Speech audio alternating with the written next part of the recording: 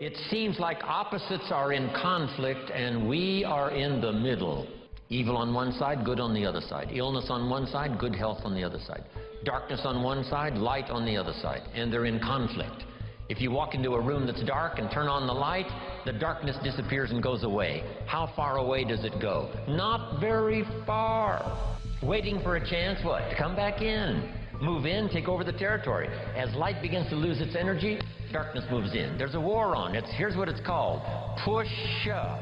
As we sit here, right? Good health plan is trying to defeat illness and drive it into a small corner. If you don't work on your good health plan, illness will drive your health into a small corner. It's called push and shove.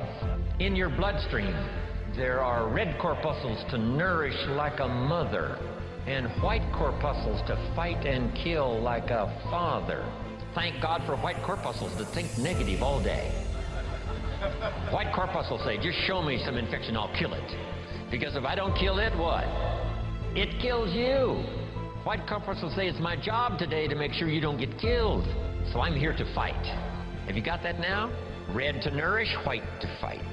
So here's the key now. Cooperate with the positive side of this war of health and illness. What if in this struggle the body calls for a banana and you send it a Coca-Cola? And now the body has the right to say what? Whose side are you on? I'm working day and night to drive illness into a small corner and keep you healthy, and you keep sending me the wrong stuff. Come on, just a little cooperation here, and we can win this game. But see if you don't do your push-ups. And what was that little voice in my hotel room this morning that said to me, Jim Rohn, you don't have to do your exercises this morning. You're running a little late. And this little creature on this shoulder almost talked me into it. And the little angel says what?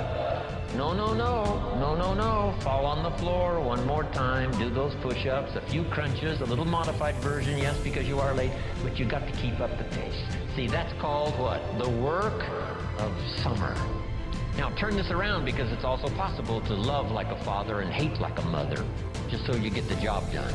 And if it's a single parent, right, you got to do both the work of father and mother. It's extraordinary.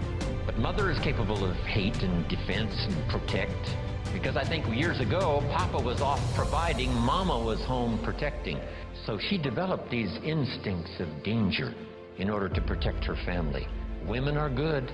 Women are unusual. They have this antenna that picks up all the stuff, especially danger. In the middle of the night, the baby cries. Mama's awake. Papa sleeps. Mothers sleep near the surface, and the least little movement or sound, they're awake. It's built in, the female mother, that instinct. She says to her husband, go look, something isn't right, downstairs. He says, no, everything's fine. She says, go look. He says, okay. He gets up in the middle of the night, stumbles downstairs, and the front door is open. How did she know? They just know. I don't know how they know.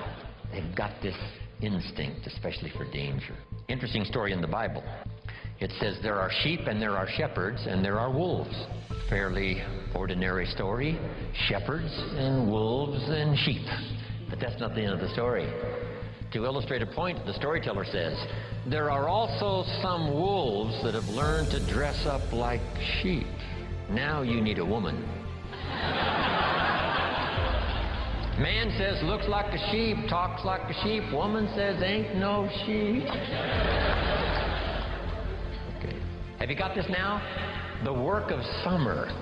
Here's what it's called. High drama. Nourishing and protecting. Nourishing with one hand and protecting with the other hand. Even the battle of the mind. Here's a good note to make on the battle of the mind. Don't become a victim of yourself. In this battle of the mind, should I, shouldn't I, let it go, no, don't let it go, run the red light, no, be a little more cautious, think of your family. See, we have to continually do this. Beware of the thief on the street that's after your purse, but also beware of the thief in your mind that's after your promise. That little thief that says you're too short, you're too tall, you're too old, you've never done it before, what makes you think you can do it now? Nobody in your family has ever done it. In fact, if you start, they'll all make fun of you. It's called the thief in the mind that steals the dream and steals the promise, makes you less effective than you should be. Here's what you must do: battle with the mind. Now, what's the purpose of all of this opposites in conflict?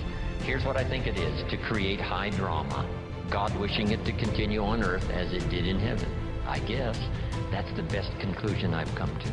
Because here's the last of this now. Would it be possible to win if you couldn't lose? And the answer is no, it doesn't seem like it. If you took a football today and put it under your arm and we went with you to the nearest football stadium, and with that football under your arm, if you walked across the goal line, would we call it a touchdown? And the answer is no, that's not a touchdown. It's not a touchdown until you face the 350-pounders that want to smash your face in the turf. And if you can muscle by them, and if you can dance past the secondary with the football under your arm, cross the goal line, now we call it a touchdown. And maybe you won the game, and maybe you won the championship. So jot this down now. High drama is the order of the day. I guess so, ordered by God himself. High drama. But that's what makes life so unique, so challenging, so much opportunity. A chance for fortune and a chance for failure. And you've got to defend yourself against one, see if you can't maximize the other. That's the game of life. Isn't this good stuff?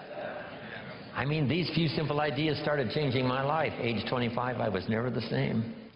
What if you picked up a book, and the book, first chapter said, everything's fine. Chapter 2, everything's fine.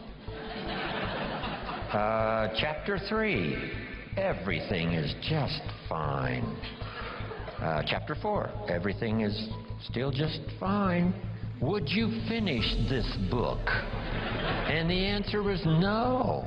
What kind of a book is this? So the book on your life story is not going to be this. It's going to be filled with the full dramas of the highs and the lows and the winter and the spring and the summer and the harvest. So have you got that now? The third season, do the work of summer. Be both optimistic and vigilant. Two great words of antiquity, here they are. Number one is behold. It's the word from antiquity. The positive word is behold. Here's the other word, beware. One of the interesting bewares in the Bible is a little story that says, beware of the little foxes that are spoiling the vines. It doesn't look like it. You know, I come from, farm country, Idaho, where I make a little wine and grow a few crops. And you can look at a vineyard, hey, it looks okay. But this old story says, just because the vineyard looks okay, you gotta look a little closer. The little foxes may be eating the vine. So whether it's a personal relationship, or a business opportunity, or your future, or your life, or the management of your time, or your health, or whatever, I'm asking you to behold the possibilities and beware the dangers. That's the key. And all of that we call personal development. Now here's the fourth season, and I've got a lot more notes for you to cover. How many of you have one page of notes already? Okay, one. I want to send you home with a whole basket full. From myself, Brian, this is going to be one of those extraordinary weekends. Dennis is here, other speakers are here. You're going to have a full load to take home. Okay, here's the next season now, the season of harvest. Make this note now on harvest. In due time, and for those who qualify, in due time, and for those who have obeyed this extraordinary law that says life was not designed to give you what you need. Life was designed to give you what you deserve. If you didn't plant in the spring, then no harvest comes your way. If you planted little, then you're not going to receive a lot. And here's the key now for the harvest. Number one, whatever it is, offer no complaint and no apology. If it's a fantastic harvest, you offer no apology. If it's not much, you offer no complaint. That's the highest of maturity. No apology, no complaint. But here's what you can do no matter what it is. Go back to work in the spring. Because, write this down now, spring always follows winter. If the harvest wasn't good and the winter was tough, the promise is another opportunity will come your way. Now, here's one more point now on the harvest, and we'll talk a little bit more about it tomorrow. Here it is. Do wise things with your harvest. Build your financial security for you and your family on the rock and not on the sand.